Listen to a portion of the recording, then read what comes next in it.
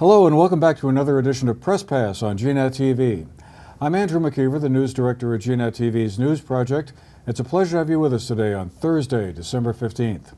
It's also a great pleasure to be joined by two distinguished journalists here to talk about the newspaper industry and maybe the business side of the profession, as well as drilling down perhaps into some of the content that they're following currently. With us today here in the studio is Cynthia Prairie, who is the publisher of the Chester Telegraph, an online publication based obviously in Chester, Vermont.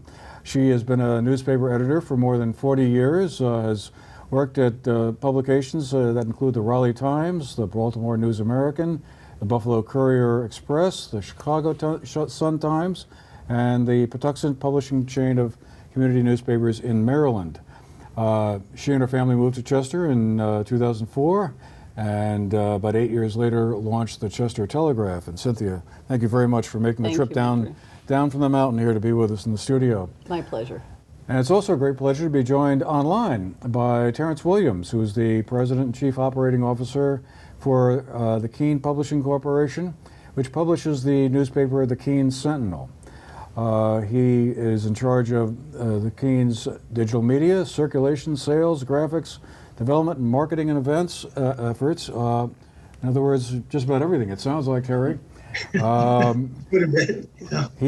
been with the Sentinel since 2013 after serving his 19 years as the publisher and president of the Telegraph Publishing Company that's based in Hudson, New Hampshire.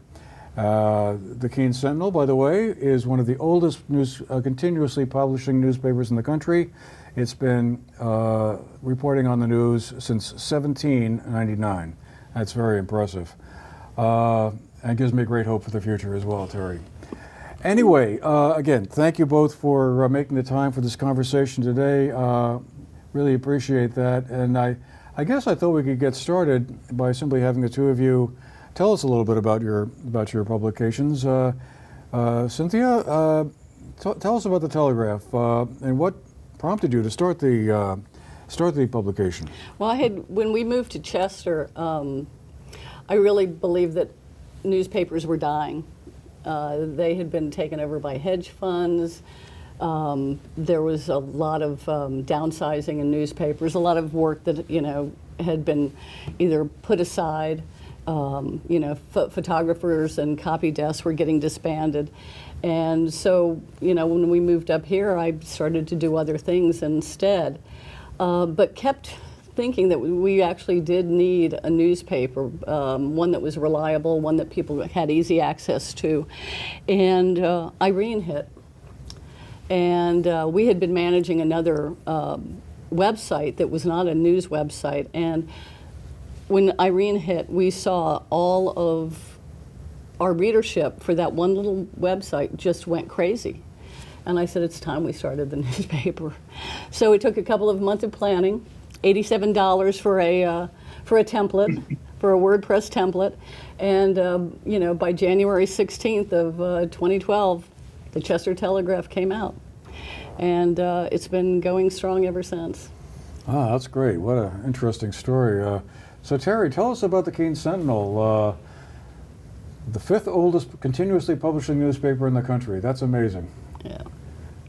Yeah, that's and I haven't been around for all those years, which is good. But the Sentinel is a small daily newspaper. We come out 6 days a week. We're located in the Monadnock region of New Hampshire. It is a paper with a storied past. We have print circulation of about 4,000 daily papers and about 1,600 online-only subscribers. And we are seeing kind of a gravitation to more and more folks that want to get their news online and are willing to pay for that, which is good. And we are seeing the decline in the print side of the business, which has been pretty much consistent at most newspapers.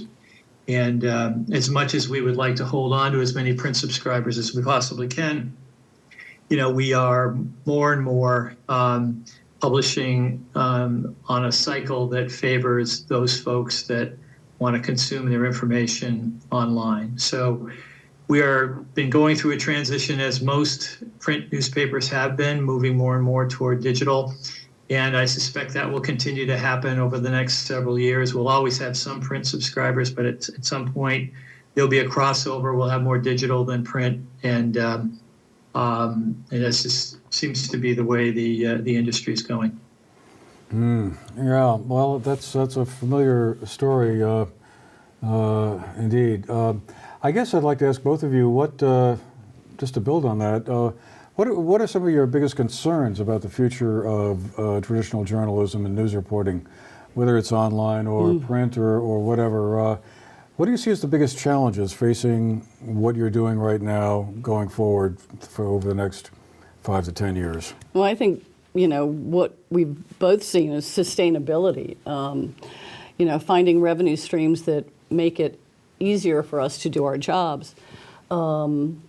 It's, I know that Terry has done, a lot of events, which are really wonderful ways to bring in, added revenue.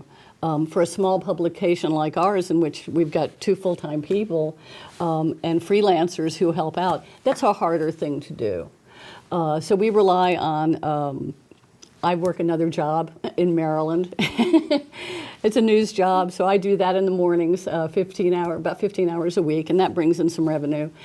And, we've got loyal advertisers. I have to say that's one of the, our advertisers have been absolutely wonderful. They've stuck it out through thick and thin and through the pandemic. But sustainability is always difficult. We've had a couple of fundraisers, and that's been great. Our readers have really stepped up when we've needed it, and I think that's going to be part of the future too. But, we are a for-profit. We're not a not-for-profit. I don't think that has discouraged people from giving, because I think that they see the importance of having a newspaper, whether it's online or in hard copy.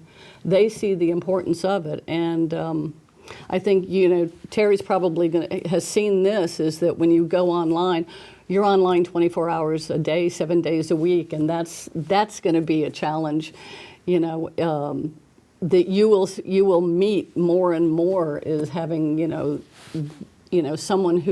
people who are working those cycles, so that, because people want the news all the time. Now that's a real challenge there, is making sure that you're on top of things. Mm. And Terry, your thoughts on that? Yeah, so from our perspective, and Cynthia's captured this a little bit, we've got three kind of different buckets of revenue that keep us going. Advertising, which I would describe as flat or declining, which is the case for most printed newspapers. Readership, which is on the upswing, thankfully, in large part because of our ability to add more digital subscribers. And the notion of philanthropic support, which Cynthia mentioned, she's getting support from readers. We do crowdfunding to support our journalists. We also have a health reporting lab that I go out and raise money to support, so that we can have kind of a dedicated beat that just focuses on access to health care. And I think that somewhere in there, the combination of those 3 revenue streams at some point will, kind of coalesce into something pretty meaningful. And perhaps in that formula, we will find, some breathing room. We have noticed that readers will respond and give money if they feel that we are improving the product. And so we have made moves to add a State House reporter. We've added, as I mentioned, the health reporting lab and other newsroom initiatives. So I think it's one of those things where people want local news. They want it to sustain itself. They will be glad to help over and above a subscription, but I think it's important that we be able to tell them, look, we're going to take whatever gifts that you give us and we're going to use it to improve the product. And so long as we can continue to do that, I think we'll be okay. But it is clearly a different model than what it was when I first got into the business more than 40 years ago. Yeah. I just wanted to kind of get back to something you mentioned there briefly a moment ago, Cynthia, about the nonprofit model. I've heard that being described often as one possible future course for a lot of papers, and I suppose VT Digger is the prime example here in Vermont of that. But you don't think that that's the avenue forward for most papers? We had actually started as a nonprofit, and we applied for grants. We thought that, because I was a woman publisher with a lot of experience, that, that money, might be easy to come by, but it was not. And we found after a couple of years that it was not going to work for us, so we were just going to have to switch it up a bit. So we went for a for-profit model, as has been said to me plenty of times, the difference between a nonprofit or a for-profit is, basically just a different way of raising money. So we decided to go the advertising route. Maybe some of my father's ability to sell ads when, he was in newspapers rubbed off on me. I don't think so. He was much better at it. But he's, but we decided to go that route. And it's actually been, as I said, it's been, pretty successful. During the pandemic, we didn't go out and sell. I should say we're still in some of the pandemic, aren't we? But we didn't go out and sell, but the advertising did come to us, which was really nice. And I think people, really respected the work we were turning out, at that time, and continue to turn out. I mean, in 2 years, with a small staff, we turned out more than 300 in-house generated stories, strictly about the pandemic. Wow. Which I think was, I am so proud of the folks who worked for us, because we did have a lot of, freelancers who had stepped up at that time, and they did a great job. And, Sean Cunningham, my husband, who was also our lead reporter, did he was tireless on covering it. Terry, does the nonprofit model strike you as being one way forward, or is the fact that you've been doing things a certain way for 220 some odd years mean the nonprofit model, you don't see that as a future for the Keene Sentinel? Well, it's certainly something we're going to pursue. I don't think we should close our eyes to any certain opportunity. There's a lot to it. If that's the route that we go. It doesn't work for everyone. In the case of the Sentinel, where we've been around for so long and have, I think, earned a reputation as being kind of a community-minded newspaper, at some point it could be that we're in an interesting position where turning it over to the community might be an option. I'm certainly not saying that that's necessarily going to happen, but in certain circumstances, local newspapers are a service more than they are a business, and so it may have merit. And there are more and more nonprofits popping up all over the country. Not a lot of newspapers that are converting from a for-profit to a nonprofit, but some. And so I wouldn't rule it out. I think community news organizations are different than typical businesses these days. They perform a valuable service. I think that Cynthia's coverage of the flood is the perfect example, or coverage of the pandemic as it's impacted Chester, are two examples of how indispensable and how service-oriented news organizations are, local news organizations are. So it puts them in a little different position than perhaps historically. And it's an interesting question, I think, whether the sustainability of small dailies swings in the direction of nonprofit status at some point. It'll be interesting to see how that plays out. So I guess the big $64,000 question, or maybe 64 million or billion these days, but I often think about with newspapers and the newspaper industry is how do papers compete with social media? You know, social media platforms like Facebook or Instagram, which seem to be attracting so many readers, or at least people looking at them anyway.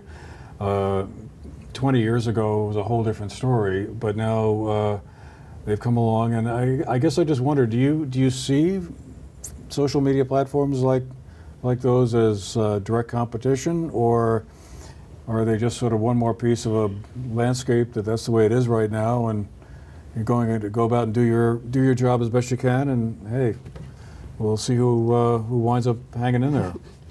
Yeah, the Facebook factor. There's times when I've really been thankful that Facebook is around.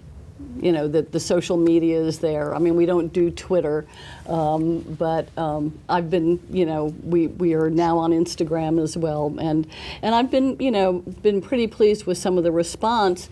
But then again, Facebook will change an algorithm, and what we think is going to happen, you know, with a news story that we, you know, put up on Facebook, it doesn't happen as you would think it would. And then, you know, I mean, one of the biggest problems I think for newspapers these days, and it's for a lot of, especially small town newspapers, is that some of the town agencies, the police department, town government will put up a notice. When the police department issue a press release and they put it directly onto Facebook about an arrest, something that happened in town, you know, I mean, it's great, it gets shared a lot, but one of the problems that you get is it's not being filtered through a newspaper. An editor isn't looking at it and saying, wait a minute, I have some questions about this. I want more information. So it goes up, and it just, you know, goes right out there, and by the time we get to it, you know, the news cycle is gone. People aren't interested in, you know, what we have to write about it, because they've already seen it.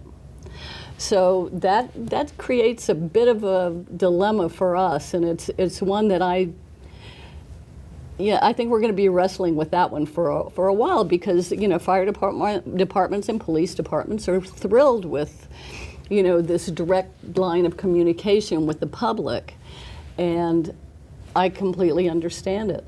But then again, I think journalism needs to come into play when they're, you know, writing a press release about something that is actual news that really needs to be delved into further. Yeah, I would say that that social media hasn't done the newspaper business or news in general many favors. I think to some degree it's helped distribute our content broader than we possibly could have initially. But I think Facebook and to some degree Google have kind of built their businesses on essentially taking our content and, you know, making it searchable and not paying us for it. And I take some solace in the fact that countries like Australia have made some progress in getting the social media companies to pay up for the use of the content that news organizations have paid dearly to collect. So there's that piece of it. I do hope that at some point that comes to play in this country. I also am very worried about misinformation that is spread over those platforms, as has been mentioned, without any sort of editorial control going into it. So you end up with people in this very divided country kind of retreating to their own corners of interest and feeding that interest, in many cases, with misinformation that comes from sites that are not properly edited or vetted or any of that. And so it's a struggle, I think, for small news organizations such as ours to kind of, you know, say, hey, you know, we're the ones that are doing the editing of these stories. We're the ones that are raising our hand and asking questions of the fire departments that Cynthia mentioned. You know, the value of what we do is is quite high in comparison to a lot of this conspiracy stuff that's out there, and we get lost in the noise of that. So there's, I have some pretty strong opinions about these social media platforms that are spreading a lot of misinformation and at the same time taking advantage of content that we've edited and paid for, and they're profiting off. It's often confused me greatly. And speaking as someone who was a former editor myself of a small newspaper here, how it is that social media platforms can simply grab content that, like you say, you and your reporters and photographers worked hard to create, and they just grab it and it just goes out there. They aggregate all the stuff and get all this free content that they didn't have to pay for. It just seems like there's something very wrong about that picture. I don't know how you fix it, though. I mean, is there any way at all that online platforms like that could be required to pay for content like that? Well, we're getting closer. Congress got up to the lip of making that happen just recently, and then backed off, in part because Facebook said they would no longer post our news stories.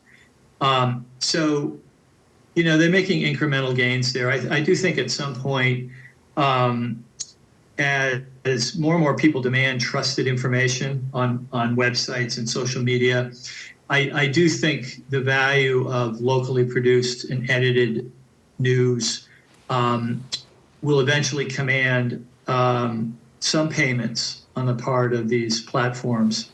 I don't think it's necessarily right around the corner, but I do think it's possible. I also think that Congress could do a lot to make things fairer if they would simply hold these platforms accountable as publishers. We pay dearly if we make mistakes in the form of libel and defamation suits, and yet these social media platforms are free to publish all sorts of incorrect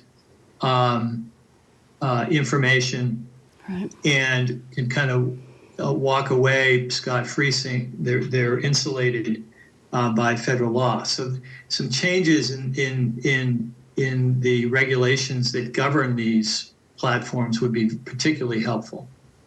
I guess that's the infamous Section 230 in the Communication Decency Act, the mid-'90s. Times have changed a lot since 1996 when that law was enacted. Sure. Before we have to run, I just wanted to ask you both kind of what are some of the current stories you're both covering or following in your respective areas? Up in Chester, is there something that you're kind of focused on? You mentioned the Airbnb series you did a while ago. Is there something else like that underway? Well, we'll be continuing to follow that because it will continue to have an impact on our communities. And we are also, the town voted to allow cannabis sales, recreational cannabis sales, and that's going to be a real important issue. A lot of the towns have said yes, that they would like to have a retail outlet, and Chester is one of them, and we're going to see where that goes, so we'll be following that. And those are probably going to be the two most interesting ones. We also, in our small communities, of Chester and Grafton and Londonderry, Andover, Weston, the one thing that always happens is, and that we're always paying attention to, is businesses. Businesses coming, businesses going. That's a huge, situation for us, as well as infrastructure. Some of our towns don't have, water and sewer. Everybody relies on wells and septic. So there's some COVID relief money that's come into some of the towns, and we're going to see what happens there in some of our communities as well, because that can make a lot of changes. And so what are the stories making onto the front page of the Keene Sentinel these days, Terry? Well, I'm kind of excited about some things that we're doing that they're not necessarily front page stories, but they do, I think, represent some innovation that we're trying through through our health reporting lab. We're going to be launching in January a series of podcasts on folks that are living with what we call kind of hidden diseases. This might include epilepsy and diabetes, agoraphobia, some of these that they're kind of hidden from view, but a lot of people are afflicted with these things. And the podcast will be these one-on-one interviews with people that talk about what they're going through, what the future looks like for these folks. It's an attempt to try to bring more attention to, under the surface health issues that don't just plague the region that we're in, but everybody deals with. We've been trying to, with the health lab, to get beyond COVID and into issues that deal with access. It's very difficult to find a primary care physician, for instance, in our region. There's an extraordinary number of doctors that will be retiring soon, and not a lot of young doctors that are coming to the region. So there's going to be a healthcare access for years to come in the area, and that's such an important aspect of the community wellness, but also the economic. I guess the economic resiliency of a community if it's struggling with healthcare. And so we're trying to find some solutions for some of that. And so I'm kind of excited about some of these new things that we're trying to do with journalism. And finally, one last question for both of you. What advice would you give to young journalism students who may be in college or even high school who would be thinking that, hey, that sounds like an interesting job. I could like to write. I'd like to do this. What advice would you give them? I would love for them to come to work for me, but but we pay freelance wages. So I would suggest going to the Keene Sentinel, and because you've got a good staff of reporters and editors, and listen to those editors. Pay attention. Find a mentor on staff. And really, learn, from the ground up. That's really the way to do it. Well, it sounds like you've got a pipeline of new talent coming. Yeah, well, right back at you. I would. Well, first of all, I don't think journalists should be discouraged. There's so much innovation and so much creativity in the journalism world these days, whether it's startups or online-only pubs or nonprofits. I mean, there's so many different models that are popping up as those interested in covering the news try to fill the gaps that are left behind by newspapers that have shuttered, particularly weeklies. So I think that I hope that today's or the new journalists are thinking about how to be creative, how to be innovative, how to perhaps help all of us find new models that are successful and sustainable, and how they can fill the gaps. It's wonderful that Chester has a digital news organization. Small communities like that need those things, and we've lost so many newspapers that used to do that work. All right, well, we'll have to leave it there for today, but again, I want to thank both of our guests for being with us and making the time for this conversation. Terrence Williams, the President and Chief Operating Officer of the Keene Publishing Corporation, which publishes the Keene Sentinel. Cynthia Prairie, who is the publisher of the Chester Telegraph, an online publication based in Chester, Vermont. Thank you both for being with us. And thanks also to you as well for being with us as well. We hope you found our show interesting, and we'll see you the next time. And meanwhile, happy holidays to everyone. Thank you very much for being with us.